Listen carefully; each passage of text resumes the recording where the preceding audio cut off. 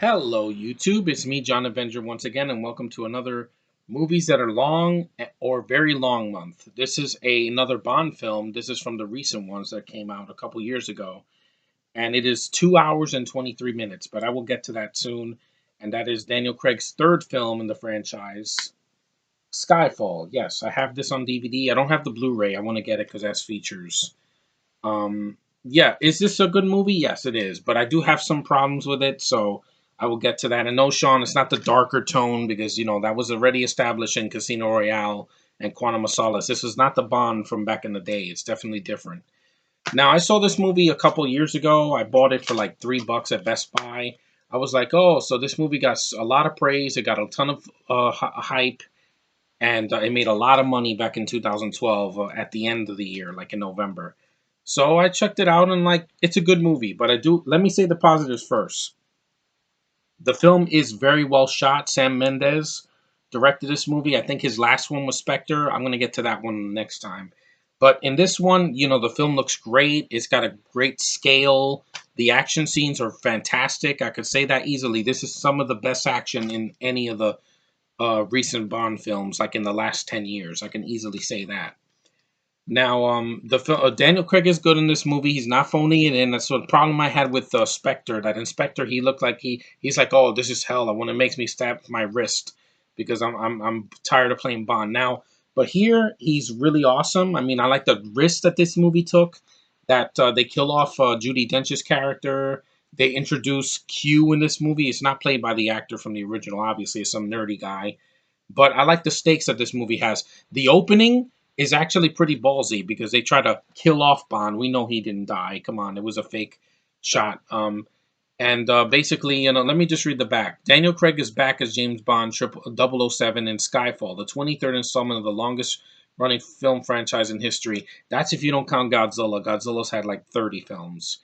But in America so far, or the UK, because this was made in the UK mostly. In Skyfall, Bond's loyalty to M, who gets killed in this, spoiler alert, is tested as her past returns to haunt her. 007 must track down and destroy the threat, no matter how personal the cost. When Bond's latest assignment goes gravely wrong and agents around the world are exposed, MI6 is attacked, forcing M to relocate the agency. These events cause her authority and position to be challenged by Mallory. Ray Fiennes, Voldemort himself, who's a really good actor, the new chairman of the Intelligence and Security Committee. With MI6 now comprised from both inside and out, M is left with one ally she can trust, Bond, of course, because he's the lead. 007 takes to the shadows, aided only by field agent Eve, who I don't care for in the movie, but I'll get to that when I get to my negatives. Following a trail to the mysterious Silva, Javier Bardem, whose lethal and hidden motives have yet to reveal themselves. Yeah, now that I got the positives out of the way, it's a really great scale Bond movie, well shot, mostly well directed by Sam Mendes, good role, good acting by Daniel Craig and most of the cast, and the action is great. Now the problems, the movie is way too long. I've been saying this since I saw the Pirates movies and the Harry Potter movies this year. This movie is way too long. This movie, one thing that Sam Mendes copied from Nolan is the running time of Batman Begins and The Dark Knight. Dude, a Bond movie does not need to be over 2 hours and 20 minutes. I'm like, there's easily 15 scenes you could have cut from this movie, like in the second half especially.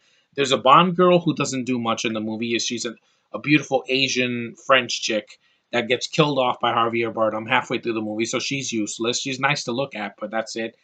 The whole trying to kill Bond thing, it's ballsy, but I don't care about Naomi Harris. You could have cut her out of the film. I didn't give a shit about her. There's a scene near the end where it has Albert Finney. He's an old guy in a freaking cabin with his wife or something, and they're hiding. I didn't give a shit about that either. And it has some pacing issues with that. I mean, granted, it's a very entertaining, yes, but this movie easily could have been an hour 45 minutes or 2 hours even. The extra 20 minutes was just not needed, in my opinion. It doesn't hurt the film like the third Pirates, but I do have my issues with it. The movie's kind of long. Second, I didn't really care for Javier Bardem as a villain. He looks ridiculous with his bleached blonde hair and his little mustachey, and he's just not that memorable. Blofeld in the older films was better. I think the thing about him is that you don't even see him until like halfway through the movie, and they try to make him intimidating, but I just didn't buy it. I mean, maybe because I'm not a big Javier Bardem fan. I never saw No Country for Old Men.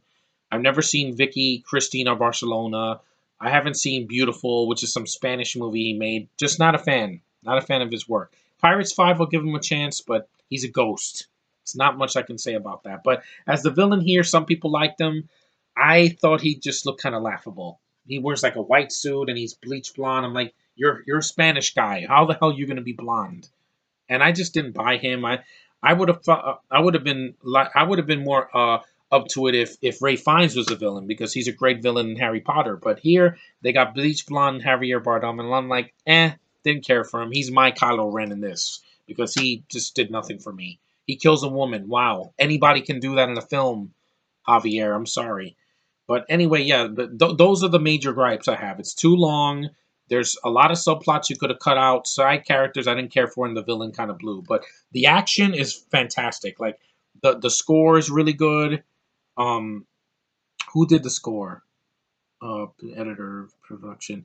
Thomas Newman. He did a good job with the score. I think it fit Bond very well. The song by Adele is really well done. I'm gonna say that. The Skyfall. I think it is a good Oscar worthy original song. It's well done, and like I said, I would have preferred a Bond girl that was actually attractive and served more to the plot. Because the French Asian chick doesn't do anything. She talks to Bond in one scene, and then she's killed off in like an hour and 20 minutes. And I'm like, wow, that's a big waste of time. It's like what they did with Monica Bellucci in Spectre. She's underused, and that's not cool. I mean, like I said, Bond movies, great action, but I also want to see good looking chicks. I mean, look at Carrie Lowell in License to Kill. She's fantastic in that. I think she's the best Bond girl because she's sexy, she carries her own, and she's a tough chick that I buy. Winkety wink, wink, wink. Disney Wars. Winkety wink, wink, wink. But I'm not going to talk about that because I'm done with that.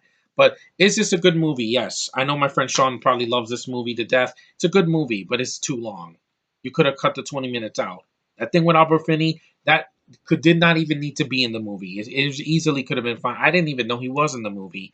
He's the he's the guy that played Warbucks in the original Annie from the 80s. But not a bad actor, just he wasn't needed. You just he's there just to kill time, pretty much. And it says here, fun, sexy, smart, intense, and exciting, the best Bond movie in decades. It is one of the better sequels. It says way better than Quantum of Solace. I will take this. To me, this is the end of the Bond trilogy with Craig for a while because post this, you had Spectre. That's the start of a new thing, like his second chapter, if you will, with Spectre and whatever the next Bond is going to be called, which I'm looking forward to. I just hope it's better than Spectre because I was bored to death. Here, it's good, but there's some slow spots. Even people that like this film say that the movie is too long. Like, you don't have to copy Nolan, okay? If a movie is long enough, I know the Bond films are long in the past. That's fine. But the first one was under 2 hours. It worked. Doctor No. But some of them got too long, and I'm like, you could have cut a lot of stuff out just for pacing issues. And especially on Her Majesty's Secret Service, that movie feels like 2 hours and 45 minutes. It's just unbearably long. And, it's not like a Marvel movie where 2 hours goes by quick. I think this is almost the same running time as the Avengers. But with that movie right there, I didn't feel anything. I was like, I could sit here for 3 hours. It wouldn't bother me because when I'm invested in the characters all the way through, I will sit there and take it. When I'm invested in one character, yes, Bond, but some of the rest of the characters are not really doing it for me, I kind of tune myself out. Sorry, it's my condition. But anyway, Skyfall is a good movie, and it's a good film to review this month because it's long enough. And I think that it was a step in the right direction for the Bond films. I just hope when they have a new guy's Bond, that they take notes from this, the action. Because Sam Mendes knows how to shoot action. He's not shaking the camera like this. This is way better than The Bourne Legacy. I can say that easily, even though I like that film. It didn't bore me to death like Jason Bourne or the last Underworld movie or the last couple of Resident Evil films or Taken 2. No, this is at least well competently made. Taken 2, you can't see anything. Like the action is so badly edited and so badly put together. At least this kicks the crap out of that movie, and it's a good movie. I should have saw it in theaters, but I'm glad to have it. I want to get it on Blu-ray because it has a commentary I want to listen to one day because I want to hear what Sam Mendes had to say about the film. But Skyfall is a good film. It's not perfect. It's too long, but it does have its moments, and it's good. It's like Spider-Man: Homecoming. It's a good movie. It's a great film, but it has its flaws. It's not perfect, but anyway, thanks guys for watching. Take care. I've had a long week. I'm just trying to take it easy this weekend coming up because next week's the fall starts and I'm getting to see Gotham again. Yes, finally something to watch on TV after months of nothing. But anyway, thanks for watching. Take care, and I'll see you the next one.